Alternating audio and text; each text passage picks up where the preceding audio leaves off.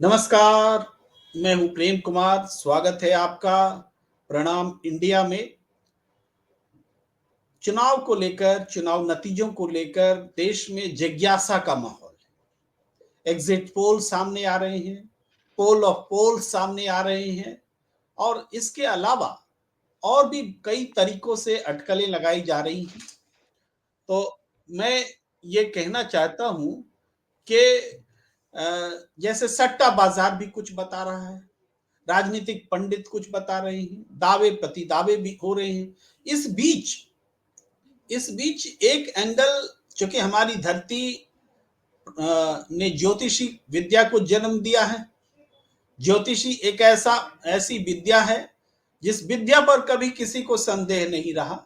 हाँ, उस विद्या का अगर कोई कारोबार करने लगे तो ईश्वर भी, ऊपर वाला भी, वो उस भविष्यवाणी को फलित होते नहीं देखता। उसमें कोई त्रुटि रह जाए तो ये अपेक्षा की जाती है कि उस त्रुटि को दूर कीजिए।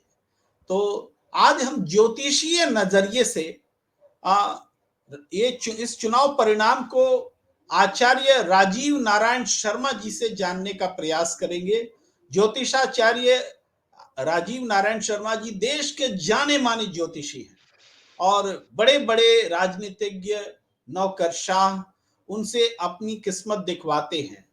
कई भविष्यवाणियां तो मेरी नजरों के सामने, मेरे मेरे से बात करते हुए, मेरे से संवाद करते हुए भी उन्होंने कही है जो सही हुई। आपको यकीन नहीं होगा, लता मंगेशकर जी की डेथ हुई थी। आचार्य जी ने हमसे पहले ही चर्चा की थी और अपने एक मित्र से चर्चा का ये किया था, जिक्र किया था और बताया था मैं ये बात बोलूं कैसे, लेकिन मुझे दिख रहा है और वो हो गया।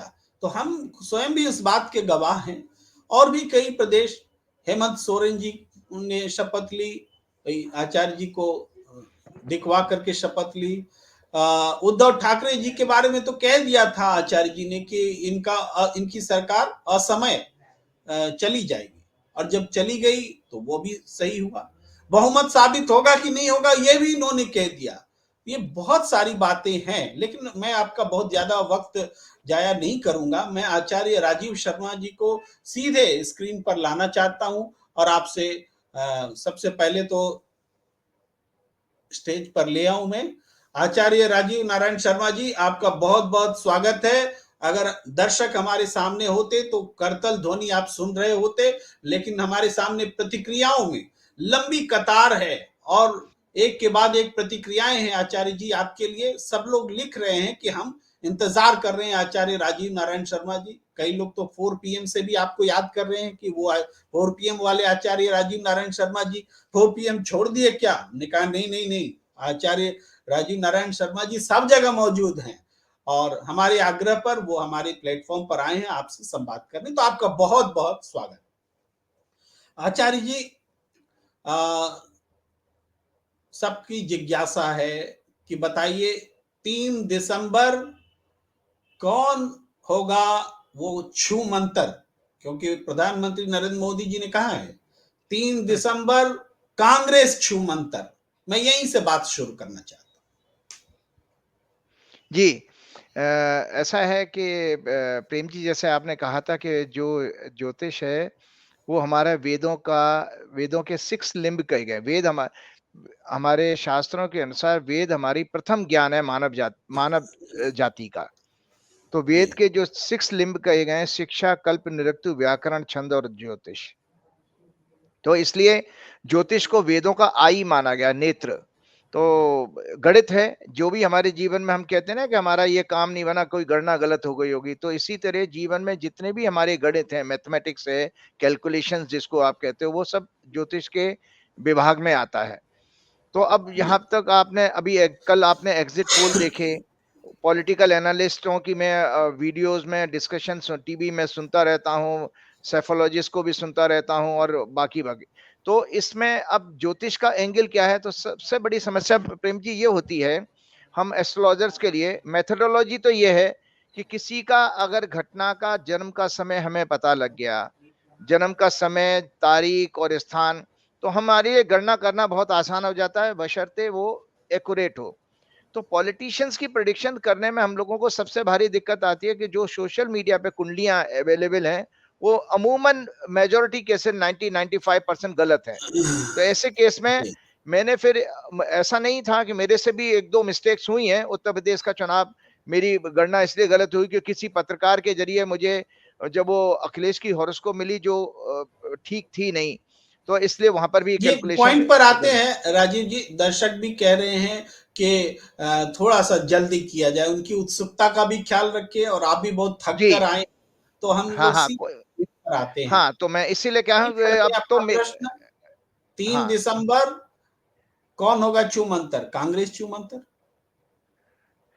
देखिए कांग्रेस तो छूमंतर होने वाली नहीं है, क्योंकि जब हमारे पास दो पॉलिटिशियंस की हॉरोस्कोप नहीं है तो दो मेन पार्टी हमारे पास हैं। वो मैं दिखा सकता हूं दर्शकों को। ये जो है आपकी कांग्रेस की कुंडली है। कांग्रेस जो वर्तमान कांग्रेस है ये 2 जनवरी 1978 को फॉर्म हुई थी, और ये बीजेपी की हॉरोस्कोप है जो बीजेपी 6 अप्रैल 1980 को बनी थी। इन दोनों कुंडलियों को अब हमारे पास ये ऑथेंटिक है, इस पे हमने वर्षों रिसर्च किया है, तो इसलिए इसके ऊपर बोलना मेरे लिए कोई भी मुश्किल काम नहीं है। तो इन जब जी, दोनों जी। कुंडलियों को मैं देखता हूं तो वर्तमान में बीजेपी की दशा जो चल रही है, इनकी मिथुन लगन की कुंडली है। चंद्रमा में शनि, शनि में गुरु 1 दिसंबर से शुरू हो गए हैं, और उस दिन उनका जो है शनि का सूक्ष्म दशा होगी जिस दिन आपका चुनाव का परिणाम आ रहा है 3 तारीख को। इनकी कुंडली में शनि बेहद पीड़ित है, जो सत्ता से 12वें घर में, 12वां घर होता है व्यय का, नुकसान का, 12वें घर में जी। उपस्थित है, वक्री भी है। तो मैं ये देखता हूं कि इन 3 तारीख को बीजेपी के लिए जश्न मनाने का कोई योग नहीं दिखाई देता है। और कांग्रेस की कुंडली इस समय जबरदस्त है। कांग्रेस की कुंडली में उस दिन सूक्ष्म दशा बनती है चंद्रमा की, जो कांग्रेस की कुंडली का चंद्र कुंडली से लाभेश है, और लगन कुंडली से वह 5वें घर का लॉर्ड है। तो कांग्रेस इन 3 तारीख को जो जश्न का जो सीन है, डांस भांगड़ा वगैरह ड्रम वगैरह जो बजेंगे वो कांग्रेस के दफ्तरों में बजेंगे। तो तो इन ज्योति 5 राज्यों के चुनाव में आचार्य आचार्य राजीव नारायण शर्मा जी, तो क्या इसका मतलब ये माना जाए कि कांग्रेस सबकी सभी की सभी सीटें, सभी राज्य जीत रही हैं? क्या ऐसा मतलब देखिए, ले? नहीं नहीं, देखिए इसका मतलब ये है, सबसे बड़ा सवाल ये है कि जब मैंने अपने दो पार्टियों की कुंडली की चर्चा की, मैंने किसी राज्य की चर्चा नहीं की है। 9 अक्टूबर को शायद जो है चुनाव डिक्लेयर हुआ था, मैं जहां तक मुझे याद है, आप ज्यादा समझ सकते हैं। 9 अक्टूबर को भी मैंने उसी दिन सेम डेट ट्वीट किया था कि कांग्रेस की कुंडली के अनुसार 3 दिसंबर को कांग्रेस के लिए डे ऑफ सेलिब्रेशन है। 9 अक्टूबर को जिस दिन चुनाव अनाउंस हुआ है। जी। तो इसी तरह यानी से मैं ये आपको आप बता ये कह रहे हैं कि ये एग्जिट पोल वगैरह तो आज आए हैं, जो जिसको जो बताना है वो आज बता रहे हैं। इससे पहले बहुत सारे प्री पोल्स भी आए, लेकिन आपने उसी दिन घोषणा कर दी जिस दिन इलेक्शन डिक्लेयर्ड हुआ।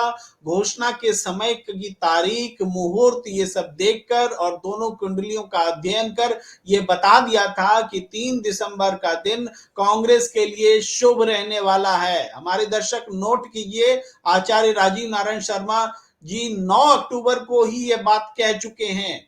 जी। अच्छा, अब उसमें जश्न मनाने का मत अर्थ समझ लें हमारे दर्शक। देखिए, जश्न तब मनाया जाता है, आज वर्तमान 5 राज्यों में से 2 सरकारें तो कांग्रेस की पहले से ही हैं।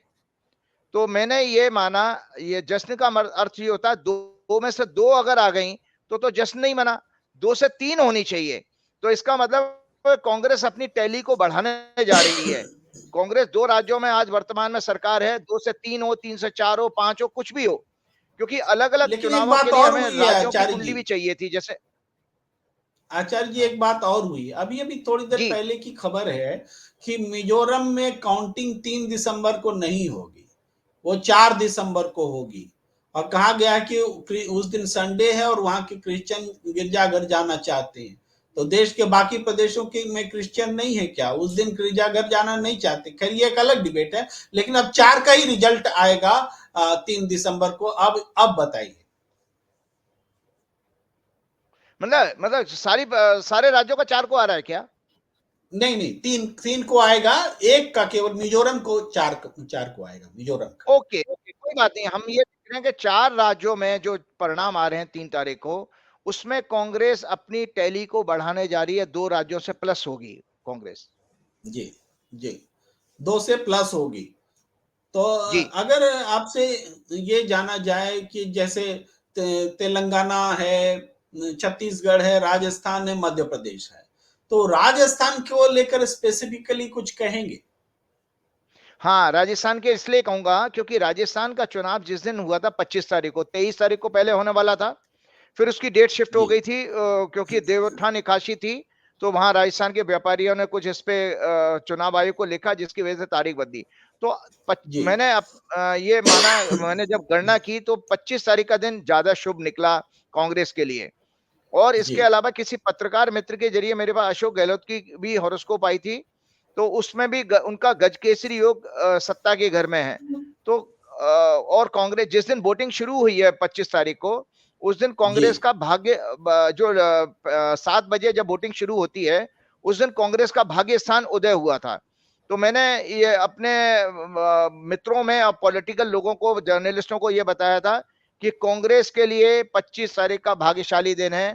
इसका अर्थ यह है कि बीजेपी से अच्छा परफॉर्मेंस कांग्रेस का राजस्थान में होने वाला है। बीजेपी से बेहतर परफॉर्मेंस कांग्रेस का राजस्थान में होने वाला है। ये बहुत दूसरा बड़ी हेडलाइन दूसरा हाँ, जी, जी, दूसरा ये है जी, कि अशोक गहलोत की कुंडली में अपमान नहीं आ रहा है। अशोक गहलोत की अगर कुंडली जिन पत्रकार महोदय ने मुझे दी है, अगर वो सही है, मैंने उनसे पूछ लिया था कि आप ये बताइए, इसका सोर्स बताइए, तो उन्होंने कहा उनके नजदीकी आदमी ने दी है।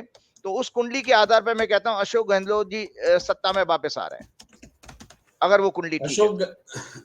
जी, जी।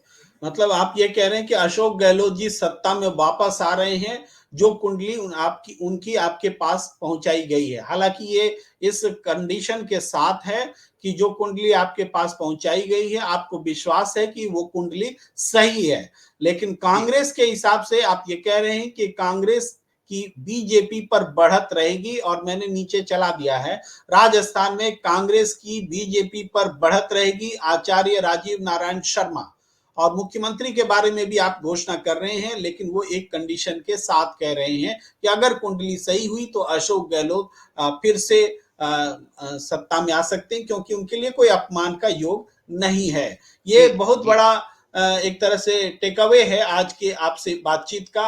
अब हम मध्य प्रदेश में आना चाहते हैं। मध्य प्रदेश को लेकर भी ना ऐसी स्थिति है, लोग जानना चाह रहे हैं आचार्य जी कि मध्य प्रदेश में 2-3 एग्जिट पोल कह रहे हैं कांग्रेस आ रही है, 140 सीट बीजेपी ले रही है, ऐसा कुछ और कह रहे हैं। तो इतना बड़ा फासला, एक एग्जिट पोल पूरब जा रहा है, एक पश्चिम जा रहा है। लोग भ्रमित हैं, लोग जानना चाहते हैं कि नहीं होगा क्या। तो क्या इस पर आप कोई रोशनी डाल सकेंगे कि क्या होने वाला है? जी, देखिए, अभी जिस तरह के एग्जिट पोल आए हैं, इससे तो मेरे जैसा व्यक्ति भी जो पॉलिटिकल काफ़ी अच्छा मेरा सेंस है पॉलिटिकल, और मेरे अंदर बड़ा पैशन भी है पॉलिटिक्स के बारे में, और मेरे ज़्यादातर मित्र भी पॉलिटिक्स एंड ब्यूरोक्रेसी में हैं। जी, तो मैंने ये देखा कि ये बड़ी एक लाफिंग स्टॉक सा बन गया है, मजाक बना दिया उन्होंने एग्जिट पोल का, कि टाइम्स नाउ और आज तक जैसे चैनल, एक चैनल मध्य प्रदेश में सरकार दिखा रहा है कांग्रेस की, और दूसरा उसके कॉन्ट्ररी जो है उसमें कांग्रेस की हार दिखा रहा है। तो ये इतना ज्यादा क्यों हुआ है कि, या तो देखिए, पहली बात तो गोदी मीडिया के केस में आप देख चुके हैं कि किसी के अंदर साहस नहीं है सत्य बताने का। तो प्रश्न चिन्ह जी, लग जाता है कि गोदी मीडिया के साथ जुड़े हुए ये जो एजेंसियां हैं, इनके अंदर इतने गट्स हैं कि वो उसको ट्रुथ को दिखा दें। तो ये गड़बड़ घोटाला। फिर मैं अपनी ज्योतिष पे आ जाता हूँ, मुझे नहीं उन लोगों से मतलब है।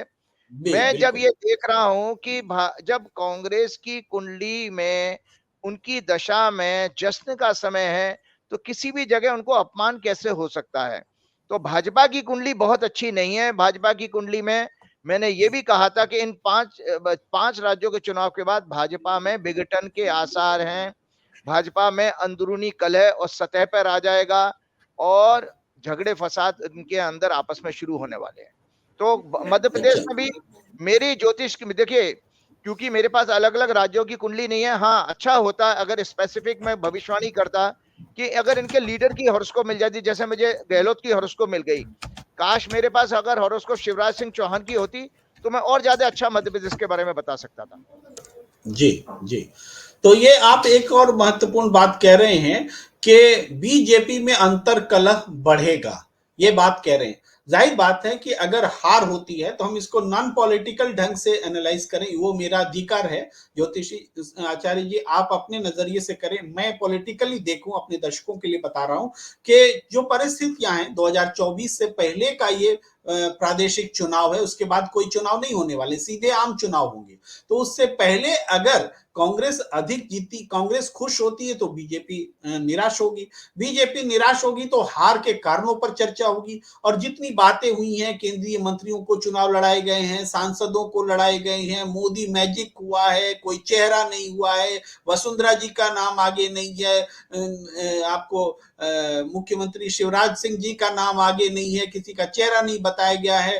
तेलंगाना में ओबीसी मुख्यमंत्री देंगे बोला गया तो वहां बीजेपी की प्रेजेंस नहीं दिखती। इन तमाम परिस्थितियों में ऐसा लगता है कि आपकी बात शायद सही हो कि अंतर कलह बढ़ेगा। मैं शायद इसलिए बोल रहा हूं क्योंकि मैं थोड़ा सा निरपेक्ष होकर बोल रहा हूं, ज्योतिषीय नजरिए से नहीं बोल रहा हूं, लेकिन आप अपनी ज्योतिषीय नजरिए से ठोक बजा कर कह रहे हैं कि बीजेपी में अंतर कलह बढ़ेगा। अब जी। एक बात और कि देखिए, कांग्रेस की झोली में तेलंगाना आता दिख रहा है, सारे एग्जिट पोल एक मत हैं, तो खुशी का तो एक कारण मिल गया। फिर छत्तीसगढ़ भी बच रहा है, यहां भी सब एग्जिट पोल एक तरफ है, यहां भी कांग्रेस खुश हो सकती है। लेकिन जो भी दुविधा है मध्य प्रदेश और मध्य प्रदेश और राजस्थान को लेकर है। राजस्थान आपने क्लियर कर दिया कि राजस्थान में अशोक गहलोत जी की भी कुंडली अच्छी है, कांग्रेस की भी अच्छी है, तब तो ये तीन तीन पर तो कांग्रेस काबिज होती दिख रही है। अब क्या मध्य प्रदेश को लेकर के कोई आपके पास है? देखिए, मैंने पहले ही कह दिया कि मध्य प्रदेश में काश मेरे पास शिवराज सिंह चौहान की या कमलनाथ जी की हॉरोस्कोप होती तो और ज्यादा मेरे लिए आसान हो जाता। मेरे पास ऐसा कोई संपर्क नहीं था कि जहां पर मेरे कमलनाथ जी की हॉरोस्कोप मेरे पास मिलती। लेकिन जिस तरह की सीटें आपके आज तक वाले ने दिखाई, इतनी खराब परफॉर्मेंस कांग्रेस की कभी नहीं होगी मध्य प्रदेश में। जी, जी। माने ये आप कह रहे हैं कि मध्य प्रदेश में खराब परफॉर्मेंस नहीं होगी, क्योंकि लेकिन कांग्रेस की, हाँ जी, मध्य प्रदेश में खुश होने का मौका होगा कांग्रेस के लिए। देखिए मेरी गणना में तो मध्य प्रदेश में भी खुश होने का मौका है। मतलब आप ये कह रहे हैं कि मध्य प्रदेश में भी कांग्रेस जीतेगी, ये खुश होने का मौका आप बोल रहे हैं, अब बिल्कुल, जीतेगी जब तभी जब खुश मैं, होंगे। हाँ, बिल्कुल, बिल्कुल, जी, जब अगर आपकी दशा पूरी अच्छी है, ग्रह बहुत अच्छे हैं, तो इसका मतलब है आपको कहीं भी अपमान तो मिल नहीं रहा। जी, जी। तो हम ये कह सकते हैं कि मध्य प्रदेश में भी कांग्रेस जीत रही है। देखिए, मैं इसके लिए मैंने कहा ना, मेरे पास अगर जैसे मैंने राजस्थान में बताया कि गहलोत की मेरे पास हॉरोस्कोप थी, तो मेरे लिए एक स्पष्ट जो है बात कहना आसान हो गया, क्योंकि लीडर की हॉरोस्कोप भी ग्रह को जो है प्रभावित करती है परिणाम को।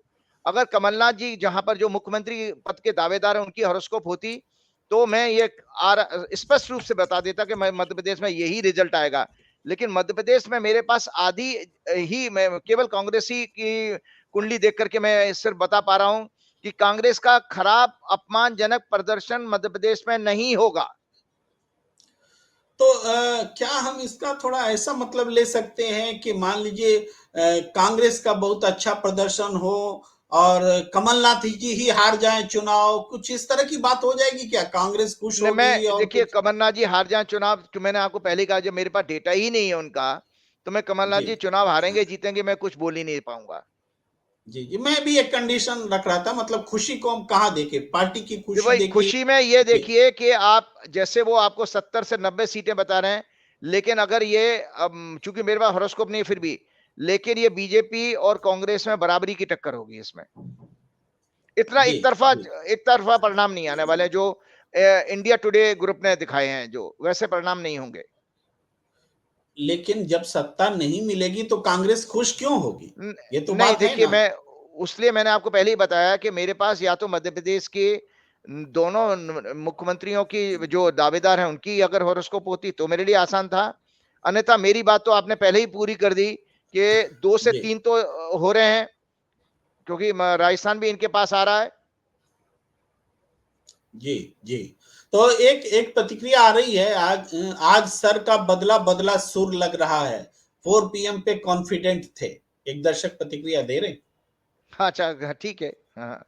एक अच्छी-अच्छी प्रतिक्रियाएँ भी हैं, केवल बुरी प्रतिक्रियाएँ मैं आपको सुनाऊँगा तो ये भी मैं दंड का भागी बनूँगा।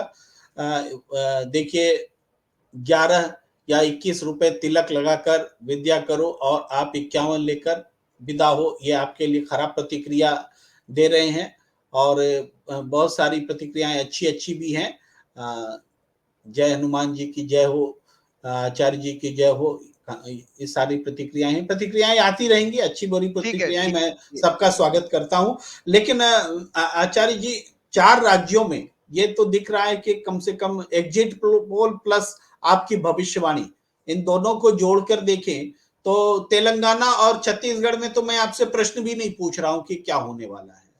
क्योंकि वो सब लोग कह रहे हैं कि कांग्रेस जीत रही है और बीजेपी, एक जगह बीजेपी नहीं है, बीआरएस आ रही है और एक जगह बीजेपी सत्ता में नहीं आ पा रही है। बीजेपी हार रही है मैं नहीं कहूंगा, बीजेपी छत्तीसगढ़ में सत्ता में नहीं आ पा रही है। लेकिन जो है राजस्थान में आप बता ही रहे हैं कि कांग्रेस आ रही है, तो 4 में से 3 एक तो दिख रहा, 3 एक है कि नहीं, बीजेपी को एक मिलेगा भी कि नहीं मिलेगा, ये मध्य प्रदेश पर निर्भर करता है। और मध्य प्रदेश में आप कह रहे हैं कि किसी भी तरीके से मतलब कांग्रेस के लिए अपमानजनक बात नहीं होने वाली है, तो क्या दर्शक इसको जी दर्शक इसी से इसका अंदाज लगा लें कि कांग्रेस की परफॉर्मेंस खराब नहीं होगी मध्य प्रदेश में भी। जी मध्य प्रदेश में कांग्रेस की परफॉर्मेंस खराब नहीं होगी, तो इसका मतलब क्या, पिछले बार कांग्रेस को 114 सीटें मिली थी, तो 115 नहीं, मिल जाएंगी। 114 भाई 114 में से तो वो सीधे बाकी तो कितने 20 22 24 चले गए थे और वो सब बीजेपी से लड़ रहे हैं नहीं चुनाव इस वो तो समय। बीच की घटना है सर, 5 साल के बीच में तो घटनाएं होती रहेंगी, लेकिन पिछले चुनाव में तो परिणाम कांग्रेस के पक्ष में था ना 114, तभी तो सरकार बनी, नहीं तो बनती नहीं। देखिए मेरी मूल भविष्यवाणी ये है कि कांग्रेस के लिए जश्न का दिन है तो जश्न का दिन है। अब वो उसको 3 में जी मिलेगी, 5 में मिलेगी, लेकिन कांग्रेस के लिए जश्न का दिन है, लेकिन बीजेपी के लिए जश्न का दिन नहीं है। ये सारे राज्यों की भविष्यवाणी की मूल है। जी जी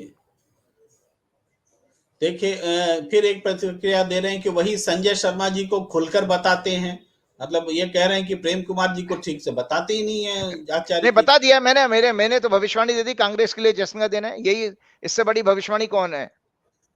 जी जी तो आप बड़ी भविष्यवाणी कर रहे हैं। देखिए मैं बेवजह के सवालों में नहीं उलझाना चाहता। आप 5 राज्यों का चुनाव है, 5 राज्यों के चुनाव में 4 के नतीजे 3 को आने वाले हैं, 3 दिसंबर को। तो आप मोटे तौर पर एक तरह से नरेंद्र मोदी जी ने जो कहा था 3 दिसंबर कांग्रेस छू मंतर, इसको खारिज कर रहे हैं।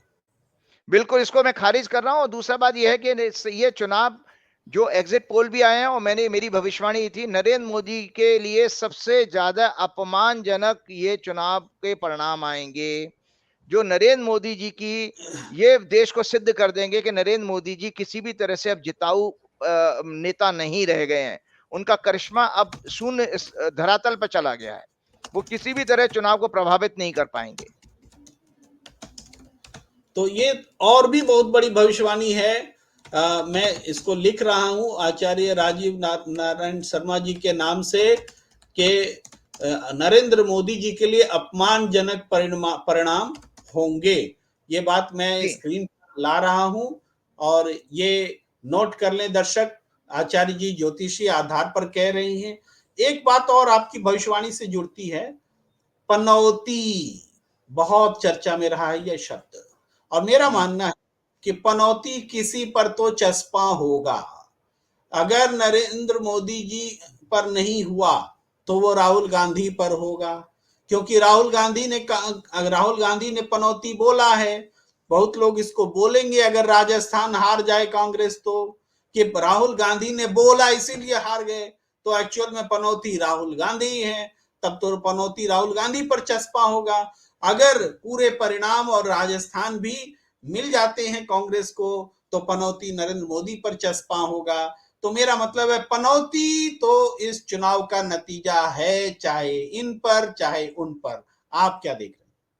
नहीं, वो तो मैंने देखिए पहले ही अपने एक अभी इसी प्रोग्राम में आचार्य जी, पता अभी 1000 से ज्यादा लोग लाइव आपको देख रहे हैं हमारे स्क्रीन पर, जी 1058 देखिए संख्या है। जी जी पनौती पनौती शब्द मैंने बताया नहीं। पनौती का मतलब होता है हिंदी में शब्द अभागा, अनलकी। जी, तो नरेंद्र जी, मोदी जी की जी, शुरुआत ही इसी से हुई है। जब नरेंद्र मोदी जी दिल्ली की सत्ता में आए थे 2014 में, 26 मई 2014 को उन्होंने सत्ता मतलब शपथ ली थी।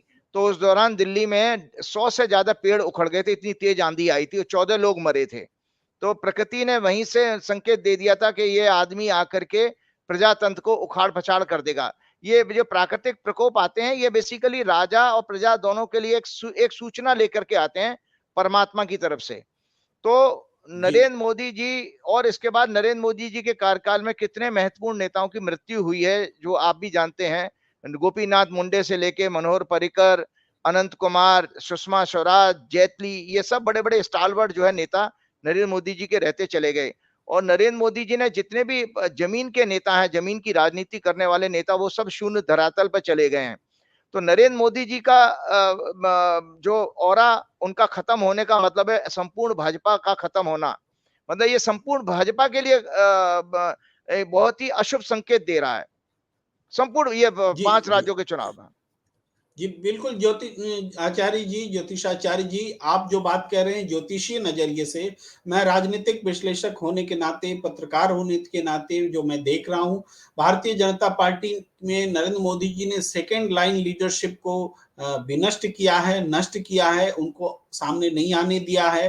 तो बीजेपी उनके बाद भी वही अ, ऑरा, वही दौर कैरी करे, इसकी व्यवस्था दिखती नहीं है। जिस दिन मोदी मैजिक खत्म होगा उस दिन बीजेपी भी धरातल पर चली आएगी, ऐसा हम विश्लेषकों का मानना है। चूंकि नरेंद्र मोदी मैजिक जो भी सो कॉल्ड मैजिक है उसके इर्द उसके बाद की तैयारी दिखती नहीं है। तो बहुत बड़ी बात आप कह रहे हैं और 3 दिसंबर को सब हम सबको इंतजार रहेगा। और आचार्य राजीव नारायण शर्मा जी, आपने बहुत कीमती समय हमारे लिए निकाला और आखिर में कोई संदेश आप देना चाहते हैं तो जरूर दें हमारे दर्शकों के लिए। जी, देखिए, संदेश ये है कि जैसे हम किसी वैज्ञानिक की जो रिसर्च की सम्मान करते हैं, विज्ञान में भी आप जैसे एडिसन ने जब बल्ब का इन्वेंशन किया था, तो उसके 2000 एक्सपेरिमेंट फेल हुए थे। इसी तरह से आपको ये भी जानना चाहिए कि ज्योतिष पूरा का पूरा एक मैथमेटिक्स है। अगर उस मैथमेटिक्स में हमारे पास पूरे डेटा नहीं है, तो हमारी प्रिडिक्शन फेल होने के चांसेस बढ़ जाते हैं। लेकिन अगर डेटा पूरे हैं, तो प्रिडिक्शन 100% सक्सेस होगी होगी। जो मेरा अपना खुद का सक्सेस रेट 95% का सक्सेस रेट है, जो मुझे खुद आश्चर्यचकित करता है। तो जहां इसलिए जी, मैंने कहा कि आप जिस तरह से आप जब एग्जिट पोल को, जिनके पास अपार पैसा है, संसाधन है, ये जो लोग जब फील्ड में जाकर के अपने उस पैसे संसाधन के जरिए अपने आंकड़े देते हैं, एक ज्योतिषी के पास क्या चीज है? एक ज्योतिषी केवल डेट, टाइम और प्लेस को लेकर के भविष्यवाणी कर रहा है। तो आपको भी उसको, विद्या को बदनाम नहीं करना चाहिए। विद्या अपनी जगह पर है। अगर ज्योतिषी से किसी से गलती होगी, तो सिर्फ इस वजह से होगी कि उसके पास पूरी गणना के लिए आंकड़े नहीं थे। तो बस यही मेरा जी, संदेश है कि आप अपने शास्त्रों का सम्मान करें। ज्योतिष भी उतनी पूजनीय है कि जितने वेद हैं। धन्यवाद। जी, जी, जी।